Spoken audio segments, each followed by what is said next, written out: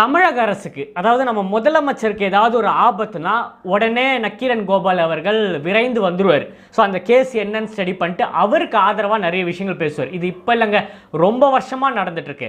வீரப்பனோட காலத்துலேருந்து பார்த்தீங்கன்னா ரஞ்சிதா, நித்யானந்தா காலம், ஸோ இப்போ பார்த்தீங்கன்னா கரூர் இஷ்யூ, இதெல்லாம் பார்த்தீங்கன்னா எக்ஸ்க்ளூசிவாக எடுத்து டெலிகாஸ்ட் பண்ணுறாரு. அதாவது கிட்டத்தட்ட 4.5 வருஷம் ஆயிடுச்சு நக்கீரன் கோபாலும் பேசி நான் பார்த்து. அதாவது ஒரு சென்சிட்டிவ் கண்டென்ட் எடுத்து பேசியிருக்காரா, இல்லை தமிழ்நாட்டில் நடக்கிற ஏதாவது இஷ்யூஸ் எடுத்து பேசியிருக்காரான்னு கேட்டிங்கன்னா நம்ம தேடி பார்த்தா கூட கிடைக்காது. எதுவுமே வாயை திறந்திருக்க மாட்டார். ஆனால் இந்த விஷயம் ஏன் எக்ஸ்க்ளூசிவாக நின்று அவர் பேசுகிறாரு, கிட்டத்தட்ட 4-5 வீடியோஸ் போட்டிருக்காரு அவரோட சேனலில். அது காரணம் என்ன?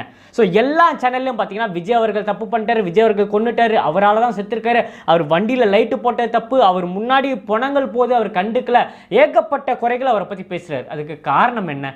ஸோ இந்த மனுஷன் நல்லவரா? இதுக்கு முன்னாடி எத்தனையோ பேர் இறந்துருக்காங்க. கிட்டத்தட்ட தமிழ்நாட்டில் ஏகப்பட்ட இஷ்யூஸ் நடந்திருக்கு.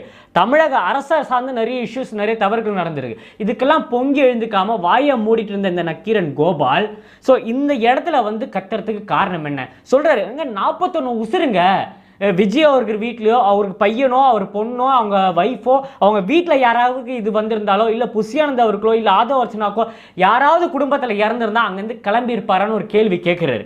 ஸோ நான் இந்த நேரத்தில் கேட்குறேன், இதுக்கு முன்னாடி தமிழ்நாட்டில் கிட்டத்தட்ட இந்த 4 வருஷத்தில் பார்த்தீங்கன்னா 100க்கும் மேற்பட்ட பாலியல் வன்கொடுமை நடந்திருக்கு. குழந்தைங்கள்லேருந்து வயசானவங்க வரைக்கும் நடந்திருக்கு. ஸோ அப்போல்லாம் இந்த நக்கீரன் கோபால் எங்கே சார் போயிருந்தீங்க? ஸோ இதை இப்போ உங்ககிட்ட கேட்குறேன் ஜஸ்ட் இந்த விஷயத்துக்காக உங்ககிட்ட கேட்குறேன். இது நடக்கணும்னு நான் சொல்லலை. என்னென்னா உங்கள் வீட்டில் இருக்கவங்களுக்கு, உங்கள் பொண்ணுக்கோ, உங்கள் ஒய்ஃபுக்கோ, உங்களை சார்ந்த யாருக்காவது ஒரு பாலியல் வன்கொடுமை நடந்திருந்தா நீங்கள் பேசாமல் இருந்திருப்பீங்களா? வாயை மூடிட்டு இருந்திருப்பீங்களா? ஸோ நீங்கள் அப்போல்லாம் வாயை திறக்காத நீங்கள் இப்போ கரூர் இஷ்யூ வரும்போது எப்படி சார் வாயை திறந்து பேசுகிறீங்க? ஸோ எனக்கு ஷாக்கிங்காக இருக்குது. கிட்டத்தட்ட 100க்கும் மேற்பட்ட வன்கொடுமை, பாலியல் வன்கொடுமை நடந்திருக்கு. ஸோ அப்போல்லாம் பொங்கி எழுந்திருக்கவே இல்லை. இவர் சைலண்டாக இருந்துட்டு இப்போ இந்த நேரத்தில், இந்த டைமில் பார்த்தீங்கன்னா உட்காந்துக்கிட்டு இந்தியா கிளிட்ஸுக்கு இன்டர்வியூ கொடுக்குறாரு, கலாட்டாக்கு இன்டர்வியூ கொடுக்குறாரு, அவர் சேனலில் பேசுகிறாரு. என்ன அர்த்தம், என்ன யூஸ்ஃபுல்லு?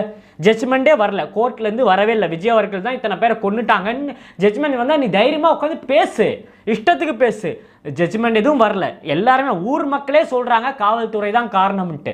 ஸோ அதெல்லாம் நீ விட்டு தள்ளிட்டு அவர் சொல்கிறாரு, அந்த ஊரில் இருக்கவங்களாம் முட்டா பசங்களாக இருக்கிறாங்க, அவங்களுக்கு தெரிஞ்சு எப்படி சப்போர்ட் பண்ணுறாங்க. அப்போ உனக்கே தெரியுது மக்கள் சப்போர்ட் பண்ணுறாங்கன்ட்டு, அப்புறம் எப்படி நீ உட்காந்து அந்த அளவுக்கு பேசுகிறன்றது எனக்கு சுத்தமாக தெரியல. நிஜமாலே கோபமாக